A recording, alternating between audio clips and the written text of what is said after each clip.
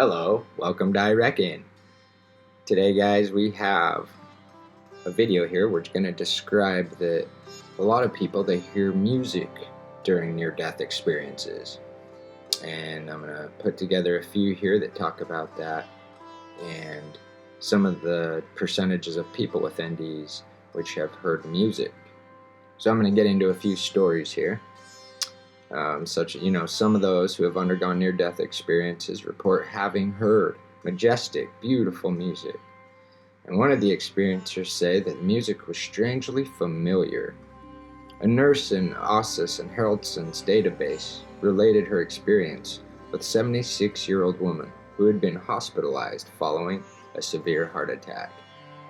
Her consciousness was very, very clear. No sedation, no hallucinogenic history.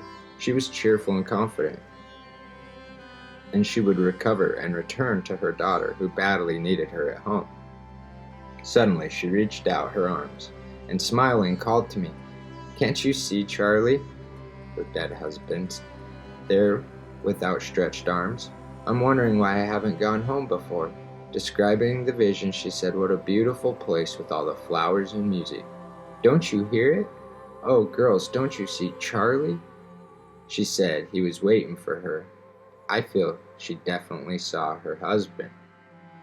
So that's just one little story where she was in the hospital, going in and out of her life, and hearing this music, seeing her husband, and it was so vivid that the people with her girls, believed that she was seeing her husband. But after several days of passing in and out of consciousness, reports the author of one family memoir about his father who was hospitalized following a severe heart attack, Howard had not shown much improvement. But one night he awoke and looked at the red digital clock on the wall. It was 2:05 a.m. At that moment, he became aware of the most beautiful music. He wasn't so much hearing it as he was immersed in it, being filled with it. Far away beyond the wall with the clock, someone was walking toward him, surrounded by mist and dressed in luminous white. Fear seized Howard. He was not sure what was happening, but it was unlike anything he had ever experienced. As the figure approached, Howard recognized his deceased son, Randy. And Randy was radiant and appeared so happy. Standing in the air, level with his bed, Randy smiled. "Hey, Dad." "Randy," Howard whispered. "Yes, it's me." There was a marvelous serenity and joy emanating from him. He continued, "Dad, you can come with me now if you want." Howard was frightened and with urgency replied, No, I don't want to." Randy smiled. "Okay, it's okay," was all he said. Then the image receded and was gone. The music faded. Howard was alone in the darkened room with the tubes and the monitors and the graphs and the beeps.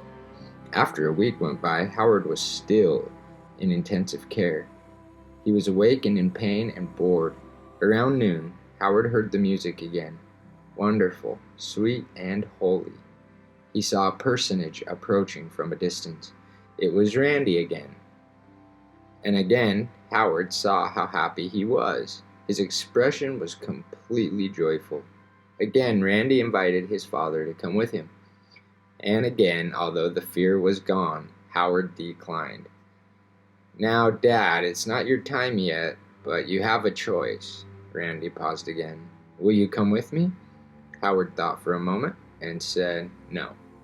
Randy smiled. "Okay, I understand. That's fine." Randy slowly faded away, and Howard listened for a moment to the music. Then everything went black. And the next one goes, "I could see people from the other world," reported Ella Jensen, a 15-year-old girl suffering from scarlet fever back in 1891. "And I could hear the most delightful music and singing that I ever heard. The singing lasted 6 hours, during which time I was preparing to leave this earth, and I could hear it all through the house." In his famous Historia Ecclesiastica, which is history of the English people, the early 8th century scholar and monk known as the Venerable Bede tells of an Irish holy man named Fursey, who fell ill and entered a trance, and quitting his body from sunset to cockcrow, was privileged to see the choirs of angels and to hear the songs of the blessed. He used to say that, among other things, he clearly heard them sing, "The saints shall go from strength to strength, and the God of gods shall be seen in Sion." Then he returned to bodily consciousness. Accounts everywhere indicate that those in the vicinity of the dying person have sometimes even heard such music as well.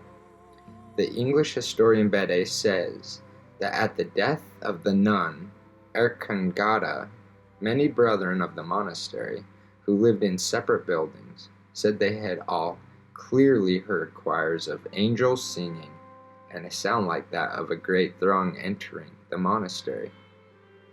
And in another report, the Gallup organization found that 70% of those claiming NDEs also reported audible sounds or voices. And in another study, in a Cooper study of NDEs among the blind, 33% recall noise or music. Okay, so that's it for today. Wanted to share, that's about three little stories there of people who are hearing stuff. And then again with witnesses, and of course the sources talking about percentages of people who have heard stuff, even if they weren't the ones dying, hearing the heavenly music. All right, so stay tuned, like, share, subscribe, help me get my video channel going. I'm going to find another one to share, whether it's statistics or just a straight NDE story or whatever kind of story you like. Leave a comment, email me if you want. I reckon we'll return. Have a great day.